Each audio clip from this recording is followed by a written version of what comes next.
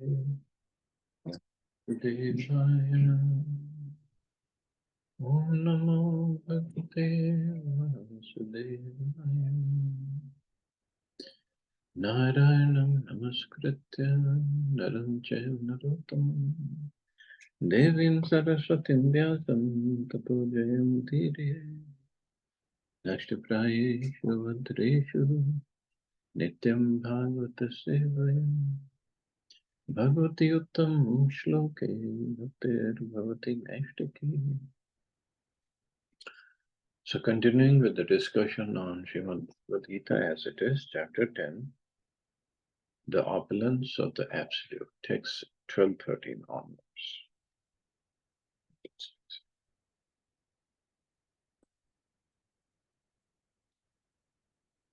So last Sunday we discussed the Chatushloki Bhagavad Gita,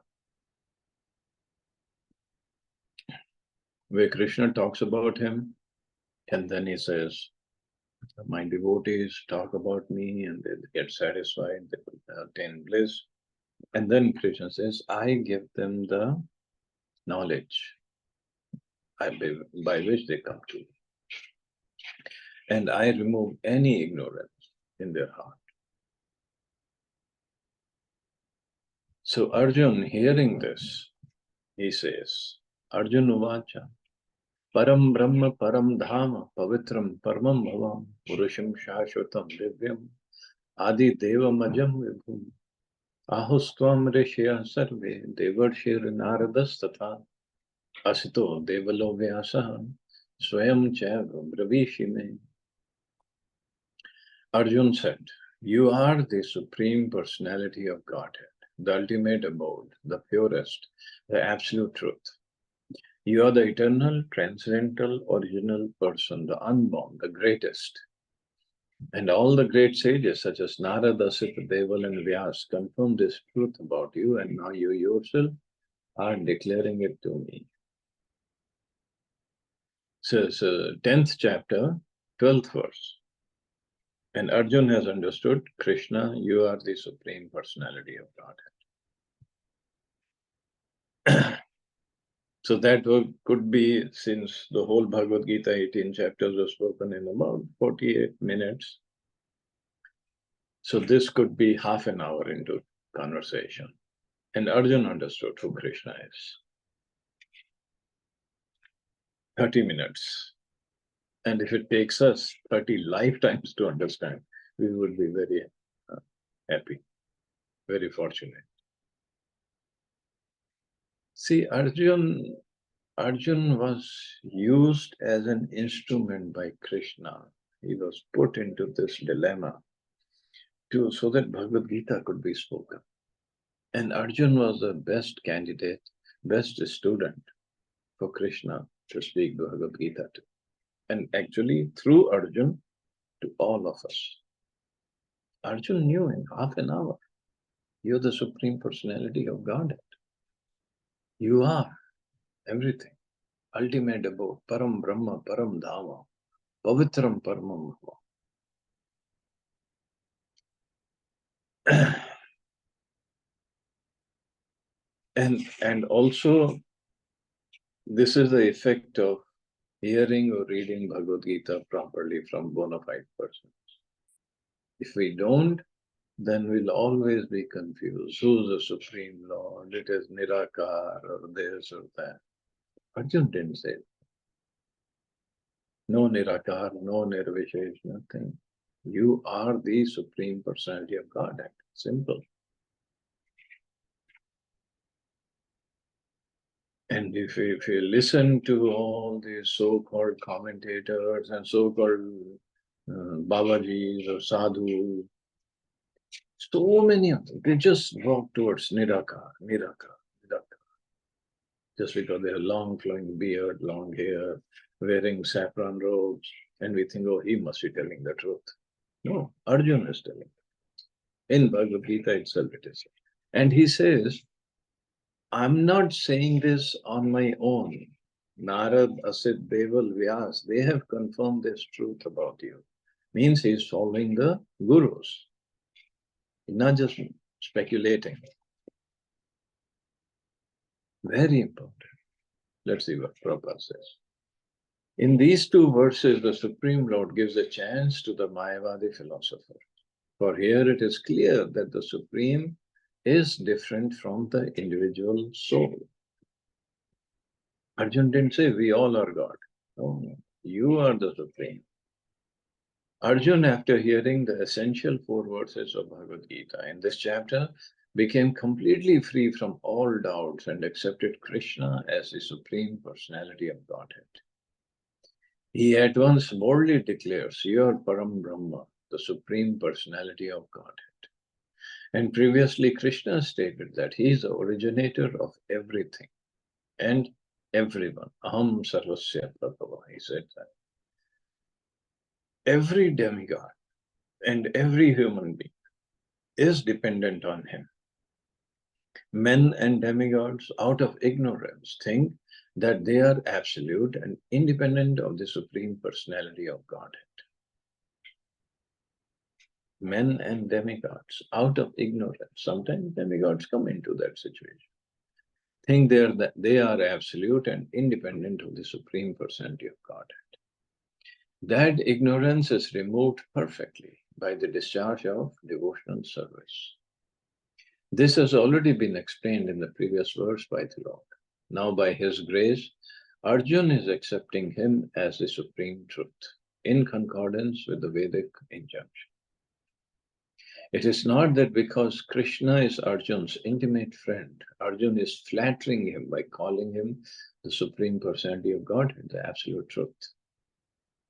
Whatever Arjun says in these 2 verses is confirmed by Vedic truth. Vedic injunctions affirm that only one who takes to devotional service to the Supreme Lord can understand him, whereas others cannot. Each and every word of this verse is spoken by Arjun is confirmed by Vedic injunction. So it's not that it is a speculation or something. I think of that. He didn't say that. In the Kena Upanishad, it is said that the Supreme Brahman is a rest for everything. And Krishna has already explained that everything is resting on him. Resting means dependent on him. The Mundaka Upanishad confirms that the Supreme Lord, in whom everything is resting, can be realized only by those who engage constantly in thinking of him. This constant thinking of Krishna is smarana, one of the methods of devotional service. It is only by devotional service to Krishna that one can understand his position and get rid of this material body. Only by devotional service. So we can say constantly thinking of him, but that thinking has to be done favorably, not like how Kansa or Shishupal were thinking. No. And then if we think like that, Kansa or Shishupal, then we get liberation like they did also. But we have to be at that level of thinking. But a devotee's thinking, first of all, is favorable in the mood of service or out of love. So that's a different thinking. And obviously the destination will be different. In the Vedas, the Supreme Lord is accepted as the purest of the pure. One who understands that Krishna is the purest of the pure can become purified from all sinful activities. One cannot be disinfected from sinful activities unless he surrenders unto the Supreme Lord. Arjuna's acceptance of Krishna as a supreme pure complies with the injunctions of Vedic literature. This is also confirmed by great personalities, of whom Narad is a chief. Purest of the pure. Pavitram, Param Pavitra. So what does it mean, purest of the pure?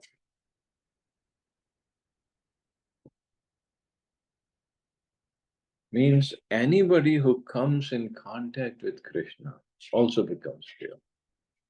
Krishna, there is no tinge of any material contamination.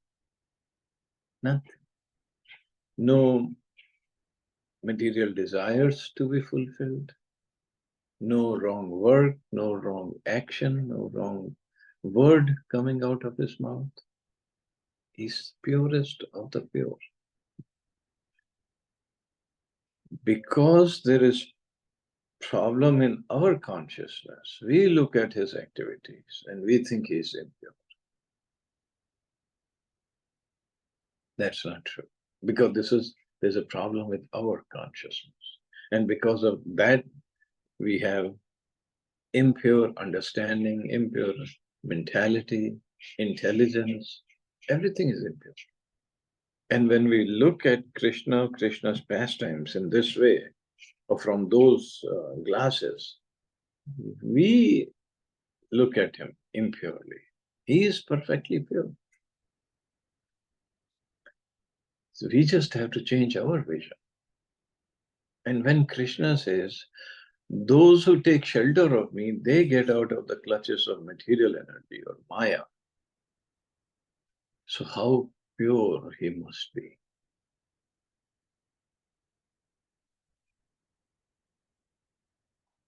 So that's where the problem is, that we think Krishna, or we look at Krishna from our viewpoint, and that's where we make a mistake. Krishna is the Supreme Personality of Godhead, and one should always meditate upon him and enjoy one's transcendental relationship with him. He is the supreme existence. He is free from worldly needs, birth and death. Not only does Arjun confirm this, but all the Vedic literatures, the Puranas and histories also do that. In all Vedic literatures, Krishna is thus described, and the Supreme Lord himself also says in the 4th chapter, although I am unborn, I appear on this earth to establish religious principles.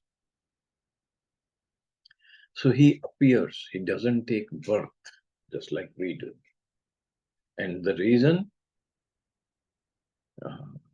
dharma, to establish dharma, religion. He is the supreme origin. He has no cause, for he is the cause of all causes. And everything is emanating from him. This perfect knowledge can be had by the grace of the Supreme Lord. Everything is emanating. He is a cause of all causes. And who does he give this knowledge to? Those who are surrendered to him. He says, I give them the knowledge by which they come to me. Here Arjun expresses himself through the grace of Krishna. If we want to understand Bhagavad Gita, we should accept the statements in these 2 verses. This is called the Parampara system. Acceptance of the disciplic succession. Unless one is in the disciplic succession, he cannot understand Bhagavad Gita. So unless one is present in the disciplic succession, he cannot understand Bhagavad Gita. But to speak of other literature. See, to understand, like Arjun also did, he not did, but he's quoting Asita Devlo Vyasa, Narad, that they all have said this. So basically he's following some gurus. So without following a bona fide guru in the bona fide disciplic succession, one cannot understand Bhagavad Gita, and forget about understanding Krishna. No way it will happen. Bhagavad Gita is not just a textbook. It's a conversation between Arjun and Krishna. And the answers by Krishna, it can take one to the topmost position. It's not a textbook that we just memorize it and and we think we know the answers to everything. Even memorization is good. Even one shloka without understanding the meaning of it, if we memorize it, is still great. But the best part is to understand Bhagavad Gita, implement it in our lives, and then teach others. That's the thing we have to look at.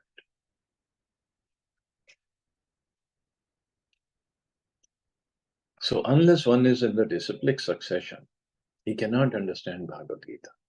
It is not possible by so-called academic education. Unfortunately, despite so much evidence in the Vedic literature, those proud of their academic education stick to their obstinate conviction that Krishna is an ordinary person. They stick to their obstinate conviction. Well, this is what I have learned, this is what I'm going to always believe, not going to change my thoughts. But that's what Prabhupada said. This is unfortunate, very, very unfortunate. And most of the time, they haven't even learned it from any bona fide guru. They themselves had read Bhagavad Gita and made up their mind about Krishna. It is unfortunate. Further, Arjun says, Sarvam etadaritam manye yanamam vadasi keshava nahite bhagvan vyaktim vidura deva na danava.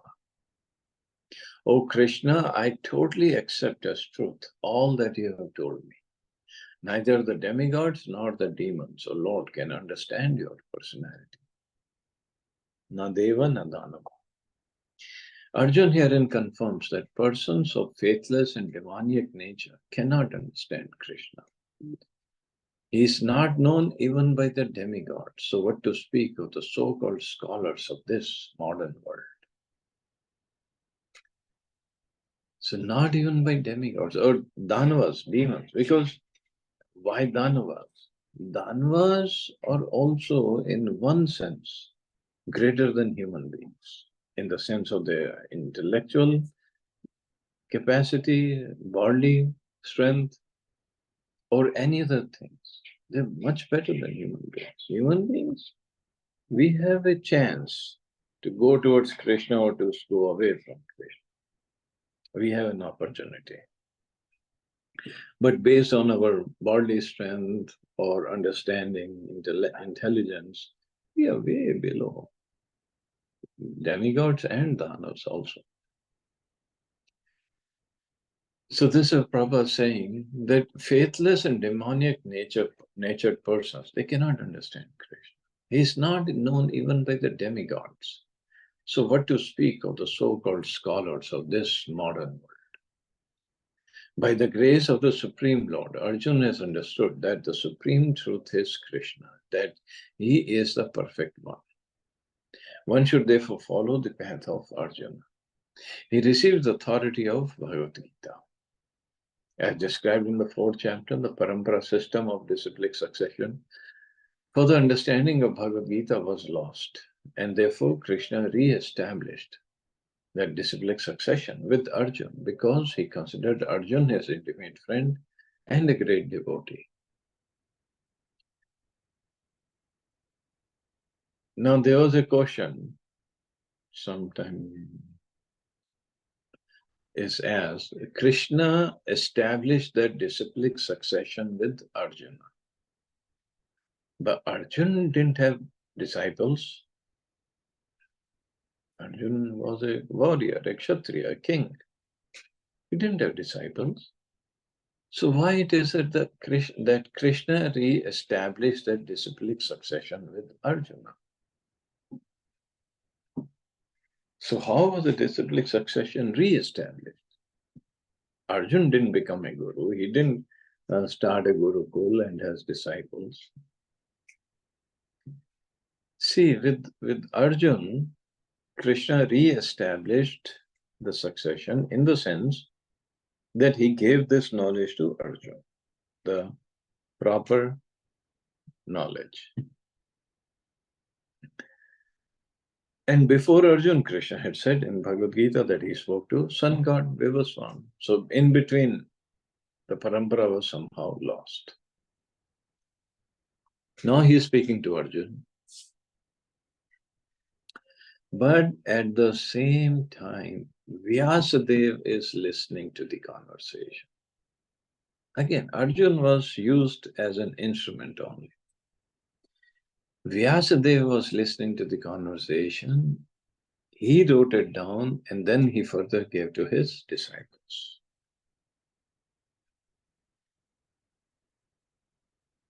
So that's why this is important, that disciplic succession was re-established. He considered Arjuna his intimate friend and a great devotee. Therefore, as stated in our introduction to Gita Upanishad, Bhagavad Gita should be understood in the Parampara system. When the Parampara system was lost, Arjuna was selected to rejuvenate it. The acceptance by Arjuna of all that Krishna says should be emulated. Then we can understand the essence of Bhagavad Gita, and then only can we understand that Krishna is the Supreme Personality of Godhead. And also, speaking to Arjuna, this message, transcendental message of Bhagavad Gita, another goal was that Arjuna and obviously Yudhishthira Maharaj, Bhimsen, Nakul, Sahadev, they should rule. After they're going to win this war, they should rule according to religious principles. And if they rule according to religious principles, the atmosphere will be conducive for people to grow spiritually. So this is the foremost duty of a king. He himself should follow and make an atmosphere conducive for his populace to follow it.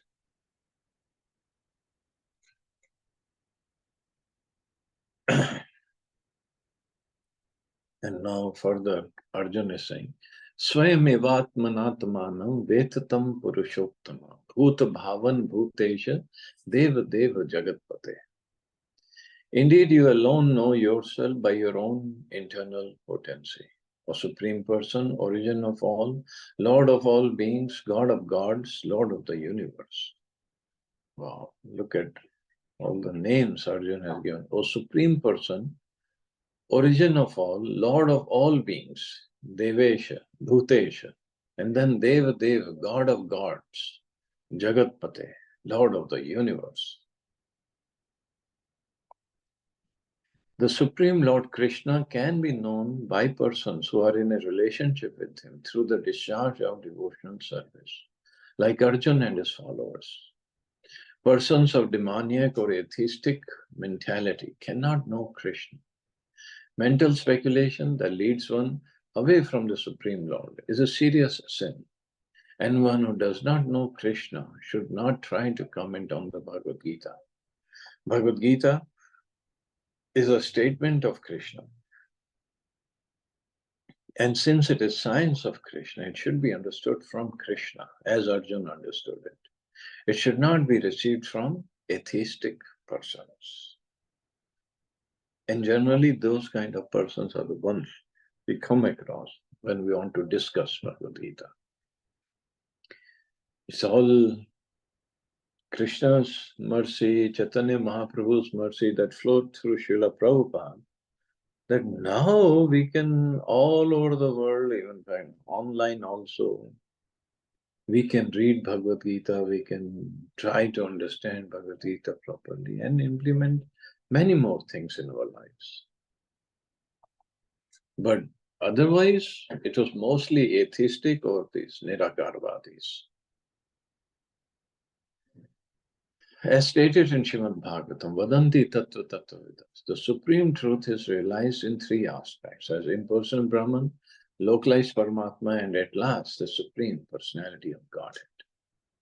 So at the last stage of understanding the absolute truth, one comes to the Supreme Personality of Godhead, or Bhagwan. See, Krishna is called Bhagwan. He is Bhagwan, not just he is called, but he is Bhagwan. When in Western world, we speak with anybody who don't know the full philosophy of Bhagavad Gita or Hindu system, Sanatan system, they all say Hinduism is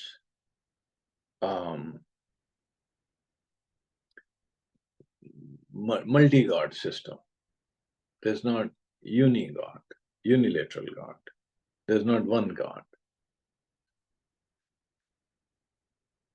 See, God has plural form as gods. So that's why they call it multiple gods. What is the plural of Bhagwan? There is no plural. So the God that they refer to is what Prabhupada called them demigods, Devi Devata. Krishna is not, doesn't come into that position of Devi Devata. There is only one God, only one Bhagwan, or supreme absolute truth or supreme personality of God. That is only one.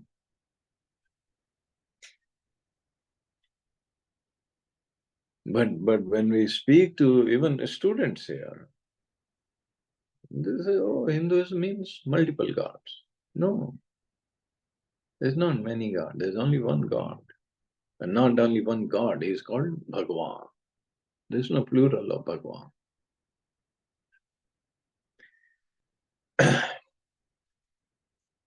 And this one can understand only when one follows this parampara, bona fide, authentic parampara. A common man or even a liberated man who has realized impersonal Brahman or localized Paramatma may not understand God's personality. Such men therefore may endeavor to understand the Supreme Person from the verses of Bhagavad Gita, which are being spoken by this person, Krishna. Sometimes the impersonalists accept Krishna as Bhagwan, or they accept his authority.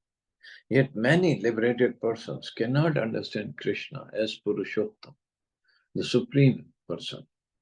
They cannot understand. Therefore, Arjuna addresses him as Purushottam. Yet one still may not understand this Krishna, that Krishna is the father of all living entities. Therefore, Arjuna addressed him as Bhuta Bhavan, maintainer or father of all living entities. And if one comes to know him as the father of all living entities, still one may not know him as a supreme controller. Therefore, he is addressed here as Bhutesha. Normally, Lord Shiva is known as Bhutesha or Bhuteshwar Mahadev.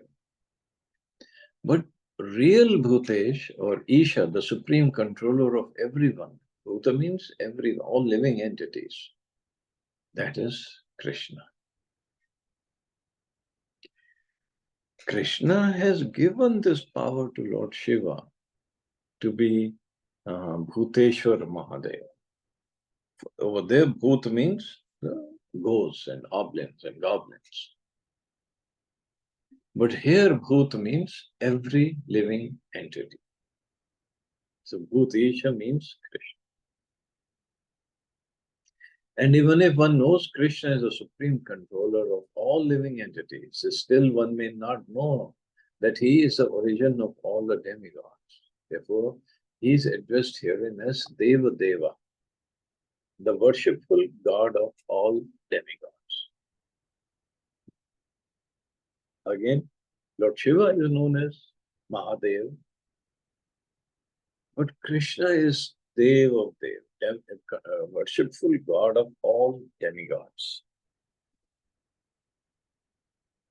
And even if one knows him as the worshipful God of all demigods, one may not know that he is a supreme proprietor of everything. Therefore, he is addressed as Jagatpati or Jagannath. He is a supreme proprietor. Those who worship Lord Shiva, yes, they also follow or understand all these qualities for Lord Shiva. But Lord Shiva himself, in Bhagavatam, we read so many places. He's praying to Krishna, praying to Vishnu, and he's doing activities to serve them, to please Krishna or Vishnu. So it is clear, of course, Lord Shiva's position is very, very high, very elevated, no doubt about it. But Krishna is still Krishna. Thus, the truth about Krishna is established in this verse by the realization of Arjuna, and we should follow in the footsteps of Arjuna to understand Krishna as he is. So further, Arjuna is Vaktum arhasya sheshena divya hi atma vibhute yavir vibhutir lokan nimastvam vyapya tishtasi. Please tell me in detail of your divine opulences by which you pervade all these worlds. Please tell me in detail of your divine. See, Arjuna has already understood who is Krishna. Now, this is for people like us who have no faith or who have doubts about Krishna. Although Krishna has said, Aham Sarvasya Prabhu, everything comes from me. But Arjuna wants to know in more detail so that conditioned souls like us can be convinced. In this verse, it appears that Arjuna is already satisfied with his understanding of the Supreme Personality of God, Krishna. By Krishna's grace, Arjuna has personal experience, intelligence, and knowledge, and whatever else a person may have.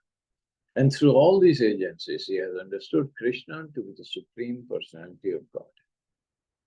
For him, there is no doubt, yet he is asking Krishna to explain his all-pervading nature, all the opulences. People in general and the impersonalists in particular concern themselves mainly with the all-pervading nature of the Supreme. So Arjuna is asking Krishna how he exists in his all-pervading aspect through his different energies. One should know that this is being asked by Arjuna on the behalf of the common people.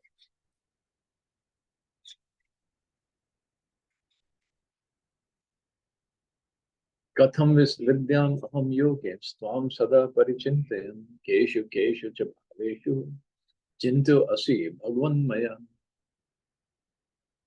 O Krishna, Supreme Mystic, how shall I constantly think of you and how shall I know you? In what various forms are you to be remembered, O Supreme Personality of Godhead? As stated in the previous chapters, the Supreme Personality of Godhead is covered by his Yogamaya. Only surrendered souls and devotees can see him. Now Arjuna is convinced that his friend Krishna is the Supreme Godhead, but he wants to know the general process by which the all-pervading Lord can be understood by the common man. Common men, including the demons and atheists, cannot know Krishna because he is guarded by his Yogamaya energy. Again, these questions were asked by Arjuna for their benefit or for our benefit. The superior devotee is concerned not only for his own understanding, but for the understanding of all men. So Arjuna, out of his mercy, because he is a Vaishnava, a devotee, is opening for the common man the understanding of the all-pervasiveness of the Supreme Lord. He addresses Krishna specifically as Yogin because Krishna is a master of the Yogamaya energy by which he is covered and uncovered to the common man. The common man who has no love for Krishna cannot always think of Krishna. Therefore, he has to think materially. Arjuna is considering the mode of thinking of the materialistic persons of this world. The word keshu bhaveshu refer to material nature. The word bhav means physical things. Because materialists cannot understand Krishna spiritually, they are advised to concentrate the mind on physical things and try to see how Krishna is manifested by physical representations. Because not everybody is so fortunate that they can know or think of Krishna as a person who is also Supreme Personality of Godhead. People still like to think in a opulent way or universal way, because to come to the level of Bhagavan, it's not easy. And then to perform devotional service on that level, in some particular mellow, that's even more difficult. So not for everybody. Not everybody becomes a devotee.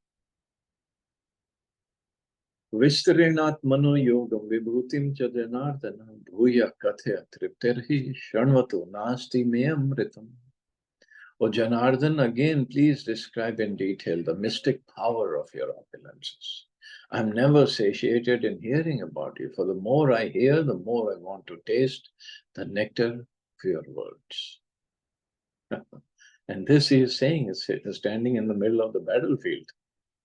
He said, more I hear about you, more I want to taste the nectar of your words, means I want to hear more and more. A similar statement was made by Suta Goswami, made to Suta Goswami by the rishis of Naimisharanya, headed by Shaunak Rishi. That statement is, Vayam tu na vitripyama uttam shloka vikrame. One can never be satiated enough, though one continuously hears the transcendental pastimes of Krishna, who is glorified by excellent prayers. Those who have entered into a transcendental relationship with Krishna relish at every step the descriptions of the pastimes of the Lord. Thus, Arjuna is interested in hearing about Krishna, and specifically how he remains as the all-pervading Supreme Lord. Now, as far as Amritam nectar is concerned, any narration or statement concerning Krishna is just like nectar. And this nectar can be perceived by practical experience. Modern stories, fiction, and histories are different from the transcendental pastimes of the Lord, in that one will tire of hearing mundane stories, but one never tires of hearing about Krishna. It is for this reason only that the history of the whole universe is replete with references to the pastimes of the incarnations of Godhead. The Puranas are histories of bygone ages that relate the pastimes of the various incarnations of the Lord.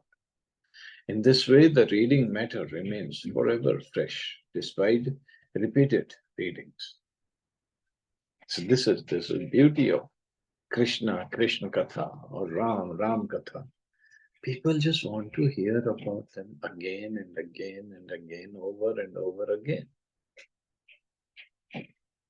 Never get tired of hearing about them. But modern day, if you take up any person, any history, historical matter, how many times we can listen to it? It gets boring. Same song, if somebody wants to sing for last 50 years, every day, it's not possible. But every day we chant the same Hare Krishna Mahamantra, and we derive bliss from it. Ram Katha, Lord Ram performed his pastimes for 20-some million years ago. Of course, historians cannot prove it, so they call it mythology. But Bhagavatam, this is what the scriptures tell us. Lord Ram appeared in Treta Yuga, and even if we consider sometimes towards beginning of Treta Yuga. So Kali 5,000 years have gone by. Then Dwapar Yuga was 8,64,000 years. Then Treta Yuga was 12,96,000 years. So even if we say, okay, 12 lakh of Treta, 8 lakh of Dwapar, so it's about 20 lakh years ago, 2 million years ago. And still, we read pastimes of Lord Ram in Ramcharitmanas and Ramayana. Now it has gone down because of TV, but earlier we used to have all this Ram Leela in the pandals, and we used to go here, let's look at that. Even if it is very poorly directed and not much of stage or clothes or anything, But still, we enjoyed it. Hardly any sound system was there at that time, but we enjoyed it. And still people do. Same Ram Leela, same Ram Katha, people do listen to. Similarly, Krishna Leela, Krishna Katha, or Gaur Leela in Bengal. Gaur Leela is very popular. Because these are Amrita. These stories or narrations are Amrita. Amrit means, first, it doesn't die. It is very sweet, very tasty. And one who hears it also doesn't die. That's why it's called Amrita. This is the beauty. And this is what Arjuna saying, please tell me more. Now you tell me about your mystic power of your opulences. I just want to hear more about you. So anyway, so we can stop here and see what Krishna has to say about himself next class. See, anybody has any questions or comments? Nice class, Prabhuji. Thank you, Prabhu.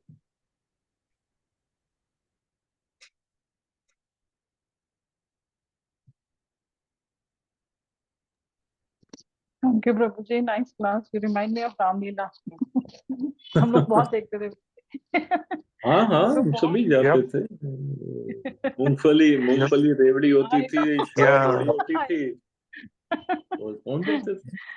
I know. 5 बजे शाम को जगह book हो जाती थी, ईंटें रख देते थे. Oh God, it's really fun. और जब रामलीला खत्म होती थी तो चारों तरफ धूल और भीड़. हाँ. वो कभी बीमार नहीं हुए, कुछ नहीं हुआ, वैसे ही खेलते कूदते आ जाते थे. वो पापड़ बेचते थे, गंदे गंदे हाथों से खा खू के कुछ नहीं होता था. हाँ, कुछ भी तो नहीं होता था ना कुछ. मस्ती से अपना. और किसी को डर भी नहीं होता था प्रभु जी, घर के लोगों के बच्चे बाहर गए हुए हैं, कब आएंगे कब नहीं आएंगे, कोई मतलब ही नहीं. आ जाएंगे जब खत्म होगी. वो याद है उसका छतरपुर की जो रामलीला देखते थे, तो उसमें प्रभु जी क्या होता था कि वो जब स्टेज बदलते थे, एक्ट बदलते थे, तो बीच में इंटरवल सा होता था. तो हमारे उधर गांव में एक था, गंगू नाई था, तो उसको ले आते थे, वो घघरा पहना के उसको वो डांस करता था वहां पे स्टेज पे, जब पीछे स्टेज बदल रहे होते थे. अब वो गंगा भी था बेचारा, उसको सुनाई भी नहीं देता था. तो स्टेज बदल जाना तो उसको बोलना कि भैया आ जा तू, तो वो आता नहीं था. तो पर्दे में से ना एक हाथ आता था, उसके पीछे से गर्दन पकड़ के उसको अंदर खींचते थे कि चल भाई. whole act used to be so funny. होता था ना ये सब. होता था. और फिर दशहरे पे जब रावण का जलना है, वो देखने जाना है. हर साल तो वही होना है, कुछ चेंज तो होना नहीं. तो फिर भी जाते थे. जाने कहाँ गए वो दिन है. सच में. सच में. अब ये जनरेशन को तो सवाल ही नहीं पैदा होता कोई रामलीला का पता हो या ऐसा कुछ पता हो. बिल्कुल नहीं पता. हमारे बच्चों को तो बिल्कुल नहीं पता. अब कोई जाने ही नहीं देता माता जी. नहीं जाने देते. हम ही नहीं भेजेंगे. वो बॉम्ब बूम ब्लास्ट ये वो नहीं क्या क्या हो जाएगा. छोड़ो जाने दो. कौन बॉम्ब ब्लास्ट नहीं होगा, उससे पहले वो एक्टिविस्ट आ जाएंगे जी. ये तो वायलेंस है, क्रिमिनल दिखा रहे हैं जी, बंदे को जला रहे हैं सामने.